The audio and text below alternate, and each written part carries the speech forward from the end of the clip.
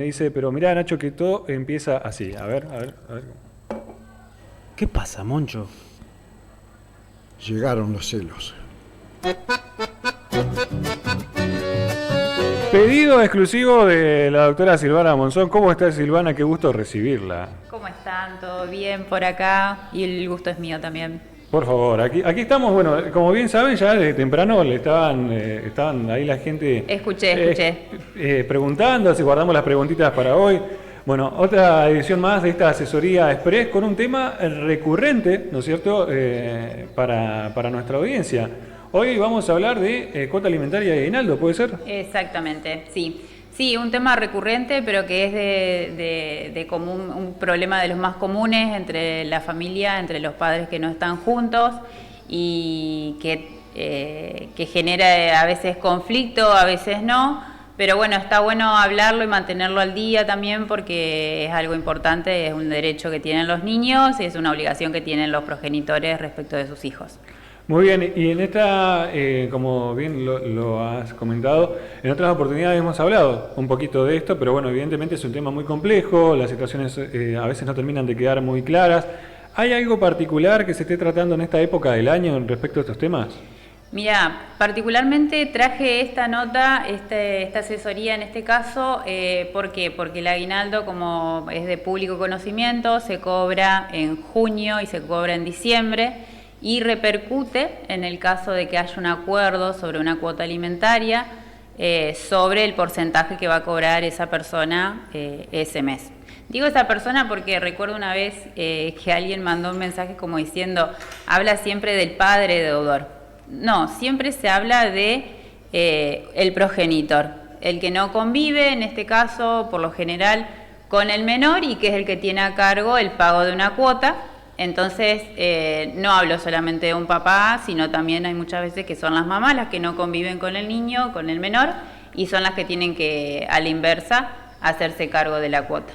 Silvana, usted lo ha explicado muchas veces acá, sin embargo, queda en el ideario de la gente como que siempre está hablando como en contra de, digamos, esto puede, aunque usted lo ha aclarado infinidad de veces, pero puede ser que esto en el imaginario de la gente se genere porque en la mayor parte de los casos los niños menores quedan al resguardo de las madres, ¿no? Seguramente debe ser por eso, no creo que sea nada personal ni nada respecto a la profesión en sí, sino que es que está más pegado a esa situación de que sí, por lo general siempre el menor queda a cuidado de la madre y es la madre la que cuando no ve satisfecha esa cuota o el pago de la cuota del alimento de su hijo, es que empieza un camino de hormiga para tratar satisfacer ese derecho de ese niño, que bueno, que muchas veces, como te decía, va de la mano, a veces se resuelve sin ningún tipo de problema. Hay padres como todos que van y que directamente dan todo por sus hijos, más allá de que no están con las madres, o a la inversa. Y hay otros que son a veces un poco más reticentes o más resistentes a querer hacerse cargo de esa obligación. Muy bien, entonces en este caso cuando llega, bueno, estamos hablando, dada la aclaración, del progenitor, de la persona que hace el reclamo. Exacto. Llega allí a Estudio Génesis, tienen que hablar con usted, ¿y qué es lo primero, digamos, que necesita saber esa persona? O sea, cuando ve que esas necesidades no están cubiertas, ¿cómo comienza este reclamo, por así decirlo? Bueno, por lo general el reclamo, nuestra forma de trabajar en Génesis es no ir directamente a la confrontación con la otra parte, sino llegar a un acuerdo para hacerlo mucho más rápido, para que se resuelva rápido y evitar por ahí judicializarlo y que se encarezca todo el proceso para ese progenitor que no está cumpliendo. El aguinaldo va de la mano de que existe una de las partes, en este caso el obligado, el progenitor, que está trabajando en relación de dependencia. El aguinaldo no lo perciben las personas, por ejemplo, los monotributistas, los responsables inscriptos, los autónomos. Entonces es importante que si esa persona que va a reclamar tiene conocimiento de que el otro progenitor está trabajando en relación de dependencia, lo que uno conoce comúnmente como en blanco, es mucho más fácil poder hacer efectivo el cobro de la cuota. Bien, y en los otros casos, ¿con qué dificultad nos encontramos? En los otros casos lo que sucede es que como no tenemos garantizado los ingresos mensuales que tiene el progenitor que tiene que pagar, es más difícil determinar un monto exacto y por eso no se usa un porcentaje de lo que es el recibo de sueldo, sino lo que se utilizan son otras bases, como por ejemplo el salario mínimo vital y móvil, que es un índice que es nacional, que es de conocimiento nacional y que lo que hace es ayudarnos a determinar, ya que no tenemos un ingreso y un porcentaje, cómo vamos a determinar la cuota. Claro, entonces, pero hay formas, por así decirlo, independientemente en este caso de esta persona a la cual se le hace el reclamo, no está en blanco, hay formas también de determinar esa cuota que debe pagar, ¿no? Exactamente, sí, siempre hay formas e incluso también lo hemos hablado en su momento, no hay un único responsable, la cuota puede estar a cargo del progenitor y en caso de que el progenitor no se haga cargo porque haya firmado un acuerdo, porque haya habido algo judicializado, se puede ir, por ejemplo, a los padres de ese progenitor, es decir, a los abuelos de este menor, se le puede pedir también el reclamo de la cuota, ha pasado que se pide también a los tíos, siempre se va ampliando la cantidad de responsables hasta que se cubran las necesidades de ese menor.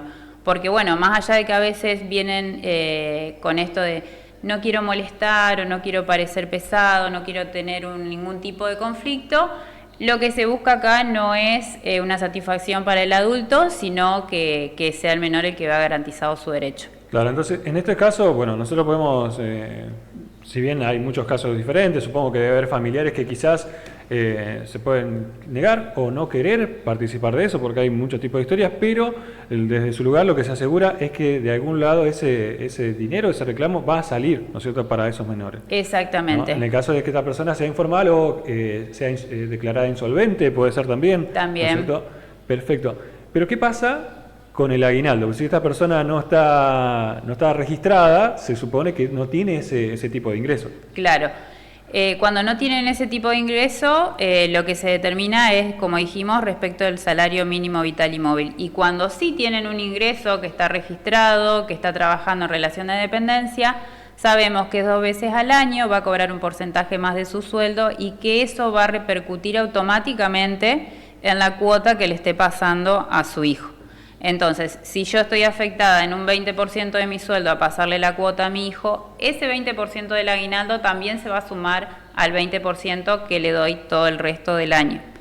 Pero tiene que estar, si no hay un embargo judicial previo y hay un acuerdo privado, ese progenitor tiene que anoticiar a la otra parte del aguinaldo. No sé si me explico, si soy clara. Claro. O sea, tiene como la obligación, lo digo yo porque yo soy de los que no entienden. A ver Por si, eso si pregunto. el público como yo que no sabe, bueno, entonces yo percibo eso, tengo la obligación moral, ética y hasta legal, podemos decir, de informar que estoy percibiendo ese tipo de ingresos, ¿no es cierto? Exactamente. Para actuar de buena fe. Lo que se dice dentro del derecho, actuar de buena fe y darle a conocer a la otra parte de que ese mes, dos veces al año, se va a ver beneficiada con un porcentaje de aumento en esa cuota.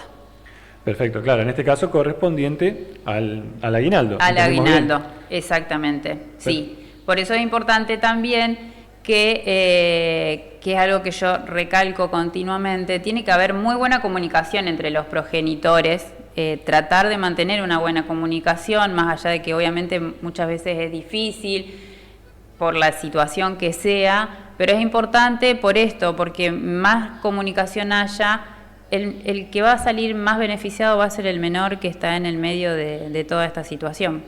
Bien, y bueno, me imagino que esas conversaciones no siempre son así como usted nos recomienda que sean, ¿no es cierto? En buenos términos. Sí. Es muy difícil a veces, más cuando son personas que recién están pasando por el proceso de divorcio y no se están pudiendo poner de acuerdo, o no están queriendo ver un poco más allá de los problemas del adulto y meten el menor en el medio. Entonces son situaciones que siempre yo trato de apaciguar para evitar más conflictos y no seguir sumando situaciones conflictivas, porque en el medio, ¿qué pasa? Cuando esto no se resuelve, siempre se va pasando una cuota a poquito, se va pasando de a puchitos todos los meses y nada, y siempre en el que repercute es en el menor. Exactamente. Bueno, la verdad, buena recomendación también. Y acá tenemos alguna pregunta que nos hacían, que se pregunta para la doctora. El progenitor pasa 30% de la cuota alimentaria de base por el salario mínimo vital y móvil, ya que no posee trabajo en blanco, lo correspondiente al aguinaldo, aunque trabaje en negro. Gracias, nos dice, el trámite se hizo por Defensoría. Nos dice aquí. Le pasa un 30% del salario mínimo vital y móvil. Claro, eso es lo que estoy entendiendo. Ajá. Pero porque no posee trabajo en blanco. Claro, que es lo que decíamos, ahí no va a haber una repercusión de aguinaldo porque no hay un trabajo registrado. El aguinaldo solamente lo cobran quienes estén trabajando en relación de dependencia. Es decir, un empleado que esté, no sé, un empleado en un supermercado, de donde sea que esté empleado, que tenga un recibo de sueldo y que 2 veces al año, en junio y en diciembre, tenga la posibilidad de cobrar ese aguinaldo. Quienes no están en blanco presentan esta dificultad, como decíamos recién. Al no tener determinado cuánto es el ingreso, me tengo que atar al salario mínimo vital y móvil, que si bien tiene aumentos progresivos, y está bueno que haya un convenio y que lo haya hecho por Defensoría, porque entonces mensualmente va a ir recibiendo un porcentaje de aumento y no va a quedar desactualizado a un monto fijo o ya que haya pasado y que con todo el tema de la situación que pueda haber inflaciones o aumentos no genere incremento en el ingreso. Excelente la respuesta. Aquí tenemos, nos van a ir diciendo, por supuesto, quedó muy claro. Buen día, consulta. Dice, ¿tiene el mismo proceso por ley cuando el menor queda con la madre que cuando el menor queda con el padre? Muchas gracias, nos dicen por aquí. Sí, es exactamente lo mismo. Por eso es un buen cambio que se hizo, que si bien no es tan reciente, esto de hablar de progenitores, que implica tanto al hombre como a la mujer, y no se habla de madre o de padre. El proceso es exactamente lo mismo, la ley no hace distinción en el hombre o la mujer, sí se tienen en cuenta en ambos casos el ingreso de cada una de las partes, si alquilan, si no alquilan, los gastos que tiene el menor mensualmente, los ingresos que tienen esas personas, siempre se evalúa lo mismo indeterminadamente si sea hombre o si es mujer. Claro, exactamente. Bueno, y también en estos acuerdos, en particular algunos casos, donde llegan a buenos acuerdos, pero también las convivencias se dividen y ahí también se genera otro tipo de complicación quizás para los más chicos, ¿no? En este caso, por ejemplo, los hijos que tienen que estar un tiempo con el padre, otro tiempo con la madre, eso también genera alguna que otra dificultad. Exacto. ¿No? Y en estos casos, digamos, ¿qué se hace? Bueno, en esos casos siempre, cuando se hace un acuerdo, siempre se trata de contemplar la mayor cantidad de situaciones posibles, no solamente la cuota en sí, sino lo que es el cuidado personal de los hijos, ya sea que haya uno, que haya varios, o a veces puede pasar que es una situación muy típica también, que esa persona tenga con una persona un hijo, con otra persona otro hijo, entonces también es importante tenerlo en consideración porque no es lo mismo la cuota que va a pasar teniendo un hijo, teniendo 2 hijos, teniendo hijos con otras personas, las obligaciones que tienen cada una de esas personas, los gastos que tengo yo, si yo me quedé con mi hijo y vivía en la casa pongo un ejemplo, si fuese yo, y me tengo que ir de la casa y tengo que empezar a pagar alquiler y ya veo desmejorado, por así decir, mi ingreso porque me fui. Bueno, todo eso hay que contemplarlo. Lo mismo, ahora se aproximan las fiestas, se aproxima Navidad, se aproxima Año Nuevo, vacaciones. Todo eso hay que contemplarlo en el convenio para que por lo menos quede a lo pronto y a lo más rápido ya resuelto. Y las partes, cuando una vez que está firmado el convenio, mientras se da todo este ida y vuelta, a veces es medio conflictivo o no es tan amable, por así decirlo, pero una vez que se logra cerrar el convenio, también uno se calma y empieza como a ver esto, bueno, ya está, me ato a esto o me sujeto a esto, que es lo que yo dije, sí, lo voy a poder hacer, y se empiezan a llevar muchas veces mejor, no es que sea sí o sí la regla, pero ayuda también a estar más ordenados. Claro, bueno, eso también me parece un dato valioso para tener en cuenta por esta cuestión, ¿no?, que hablábamos hoy, ¿no? Porque quizás en el imaginario sigue pensando que por ahí quedan más con la madre o con el padre. Bueno, tiene muchos factores. Exactamente. Este cambio que usted decía, doctora, nosotros antes teníamos esta idea de que tenía que pasar algo demasiado grave, entre comillas. Esto lo estoy diciendo obviamente desde el saber popular, es que de saber tiene poco, ¿no? Porque no conocemos del tema, de que sí tenía que pasar algo grave con la madre para que quede con el padre. Claro. Y usted nos estaba comentando ahí que hubo un cambio ahora en respecto a eso. ¿Cómo se dio este cambio? ¿En base a qué? ¿En base a qué se habla de progenitores y ya no de madre o padre?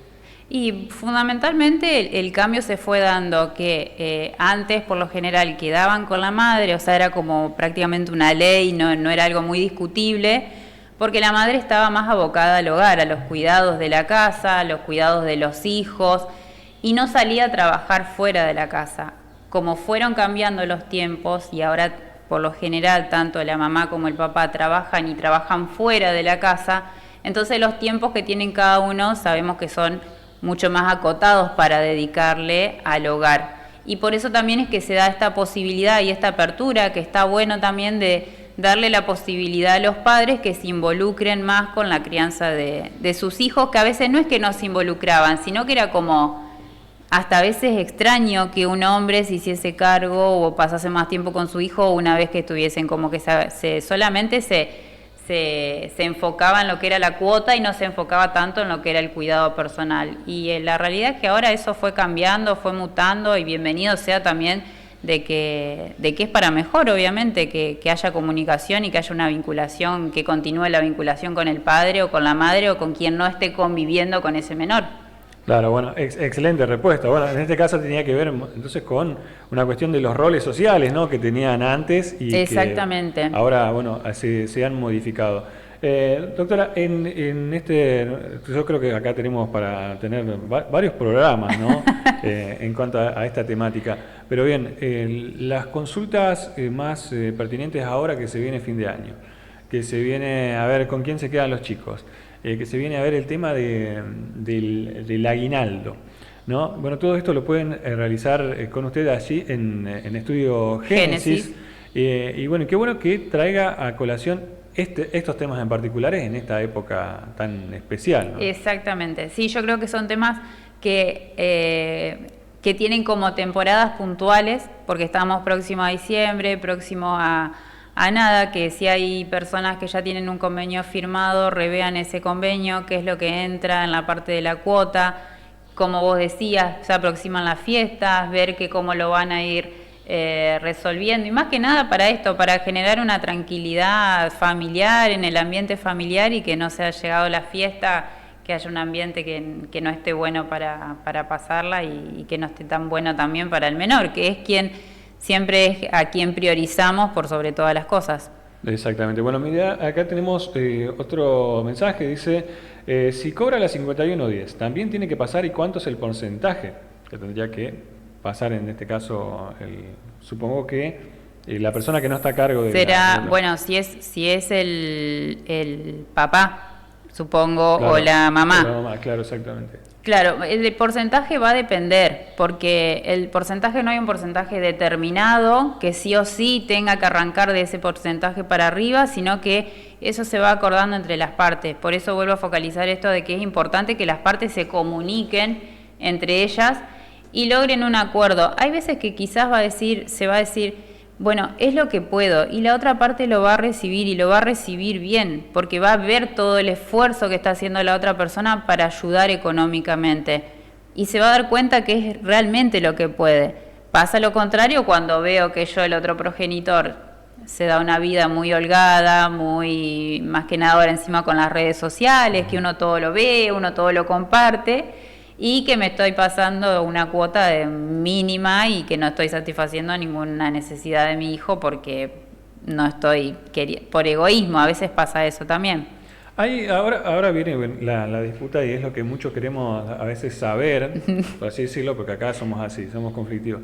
No, pero en este caso, por ejemplo, hay una persona que no tiene registro, y hoy en día con las diversas plataformas que hay virtuales, cual sea, que no correspondan a un banco particular, pero que sí se cobra dinero, ¿hay alguna forma de saber si esa persona a través de esas plataformas tiene algún tipo de ingreso donde se pueda tomar el dinero que se necesita, en este caso destinado a la cuota alimentaria. Claro, las billeteras virtuales. Exacto. Cualquier tipo de billetera virtual, bueno, la más conocida es la del logo amarillo, pero Claro. bueno, hay muchas, hay varias.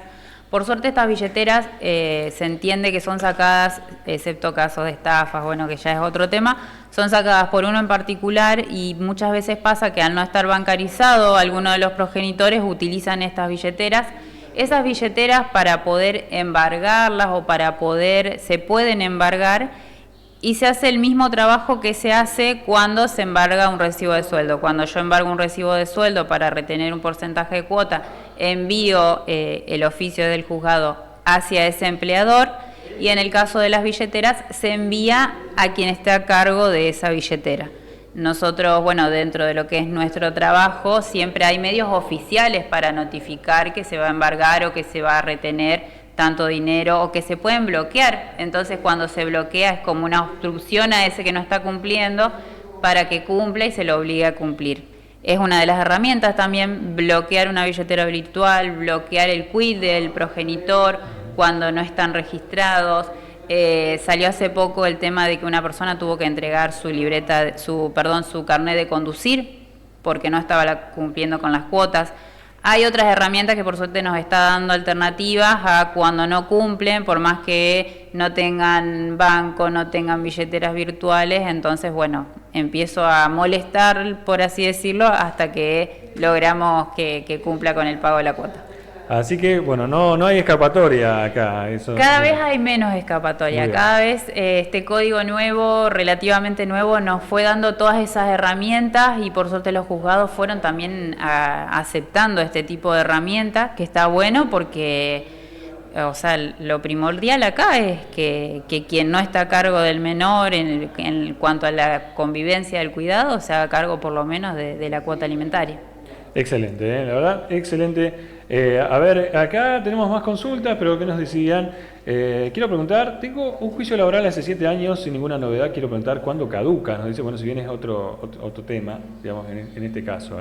Bueno, los juicios laborales, que está bueno también, que había algo que me estaba quedando ahí, no tendría por qué caducar si en el medio se van moviendo, si hay notificaciones, no sé cómo estará, si él estará del lado, quizás está del lado de empleado. No hay un tiempo determinado, es lo mismo que un sucesorio, es lo mismo que una cuota de alimentos, no tenemos un plazo determinado para que se inicie y finalice, sino que va a depender de lo que la persona vaya haciendo y de lo que el abogado que lo esté representando vaya haciendo para ir moviendo el juicio laboral. Excelente. Bueno, doctora, algo que nos haya escapado en esta asesoría express, que bueno, que como siempre, en el buen sentido trae su revuelo, porque vemos que tenemos muchas consultas, muchos puntos de vista en relación a todo esto. Es algo que evidencia que es una problemática, si le podemos llamar, sí, actual, muy vigente y mucho más común de lo que parece. Exactamente.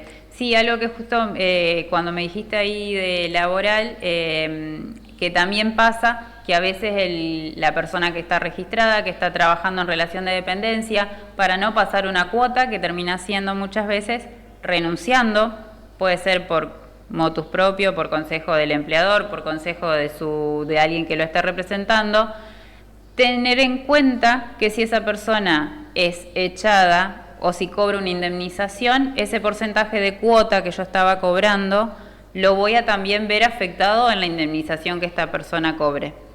No sé si fui clara, a ver si sí, demasiado, bueno. Sí.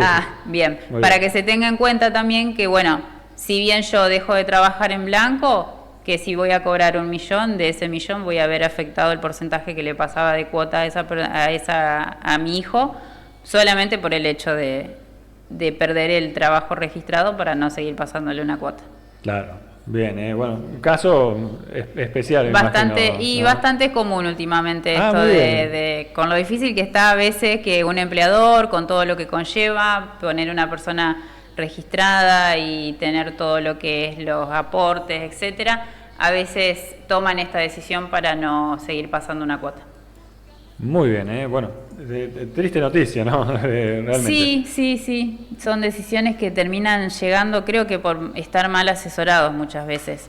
Por Muy eso bien. es importante esto también del asesoramiento y es a lo que venimos apuntando. Excelente. Bueno, le voy a hacer una última consulta aquí que nos dice nuestra audiencia. Le pregunto, si la abuela tiene a cargo los nietos y el padre cobra la pensión 519, supongo que quiso decir 5110, dice, ¿me pueden sacar la asignación? Nos dicen aquí.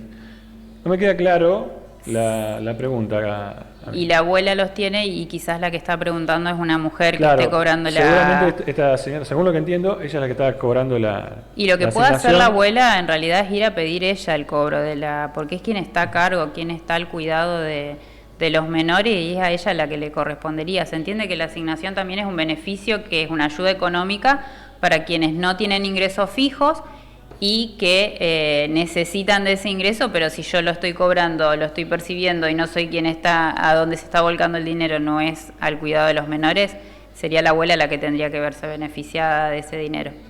Excelente. Bueno, la verdad, me encantó la temática. ¿Algo que nos haya quedado ahí también en el aire, que se nos haya escapado?